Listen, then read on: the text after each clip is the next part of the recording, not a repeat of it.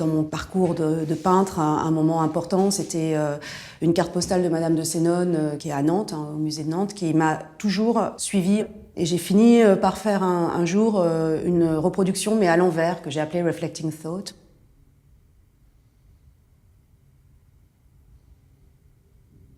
Et je me suis dit que vraiment, là, il y avait un truc qui devenait une toile complètement, une surface abstraite, en fait, une surface colorée, de l'ordre du monochrome. Et de la manière dont je la donnais à voir aussi, dans cette histoire de figuration, abstraction, en fait, et cette apparition de l'image, en fait, ce surgissement, comment l'image surgit dans un tableau aussi, ça, ce sont des choses qui m'importent. Et donc j'ai fait toute une série autour d'Ingres, qui ont été un peu comme poser des bases, en fait, donc entre ces allers-retours, entre des gestes d'abstraction, de figuration, de décoration, de tout ça qui pouvait commencer à se mélanger.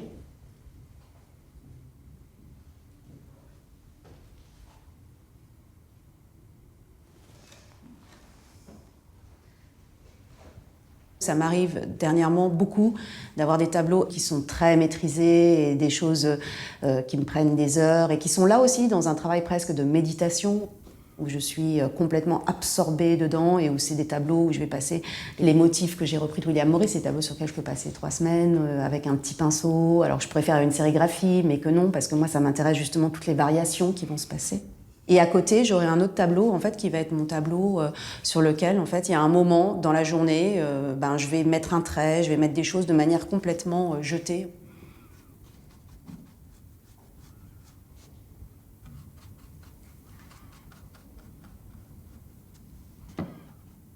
Et j'ai souvent mis dans les expositions les deux, avec l'idée d'avoir un contrepoint, en fait, avec l'idée aussi de faire des propositions aux spectateurs, de leur dire finalement qu'est-ce qui est le plus abouti, le plus construit, qu'est-ce qui est le plus... de créer un espèce de trouble là aussi. Parce que les tableaux qui ont l'air tellement bien faits, ils sont justement, si je ne les fais pas en sérigraphie, c'est parce qu'il y a plein d'erreurs, entre guillemets. Et c'est ça, c'est ces espèces de choses, un peu de failles qui me touchent aussi là-dedans.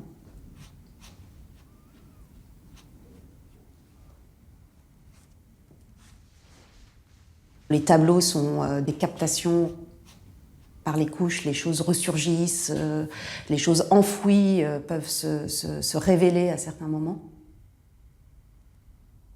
C'était cette idée d'être entre deux pôles, entre l'idée d'éblouissement et de la perception de jusqu'où on perçoit quelque chose dans la lumière et jusqu'où on perçoit quelque chose dans la nuit, en fait. Et c'est pour ça que ces deux pôles de noir et de lumière, ou non-couleur, ou de peinture iridescente sont tellement importants pour moi.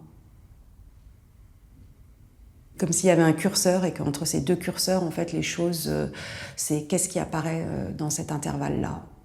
Donc plutôt que la question du noir, c'est vraiment la question de la nuit, la question de l'obscurité et de la lumière. J'ai choisi de faire tout un travail vraiment à rebours, qui s'appelait Crying Landscape, ou paradis artificiel, et qui prenait le contre-pied, c'est-à-dire que il y avait un postulat de peinture absorbante, et là je voulais des peintures réverbantes, des peintures répulsives. On était du côté de Böcklin sur les peintures noires, et là on était du côté de Waterhouse, d'une peinture un peu toxique, un peu vénéneuse.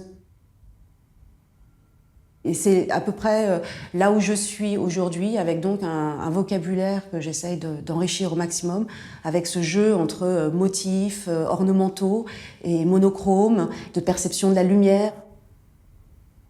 J'ai eu envie de synthétiser ces gestes et de les radicaliser. Et j'ai fait un livre, en fait, qui serait une exposition, qui était la proposition d'une exposition qui n'existait pas, avec un ensemble de compositions, de tableaux, où dans chaque tableau, en fait, il y avait des gestes récurrents que j'avais empruntés à l'une ou l'autre série, en fait, et que j'ai commencé à mélanger, en fait, de manière extrêmement libre et à recomposer. J'aime beaucoup l'idée de la peinture dans l'espace. Pour moi, un tableau ne vit pas seulement comme tableau, en fait. Il a besoin d'être montré de manière particulière, avec un ensemble, il y a toute cette idée de comment amener le spectateur à regarder quelque chose, en fait. C'est-à-dire que pour moi, juste donner à voir un tableau comme ça, cela ne suffit pas. C'est plein de de jeu comme ça, à des endroits différents, en fait, selon l'espace et selon la proposition que je peux faire, en fait, pour toujours déplacer le regard, en fait. Pour moi, il y a cette idée très importante de déhiérarchiser les genres.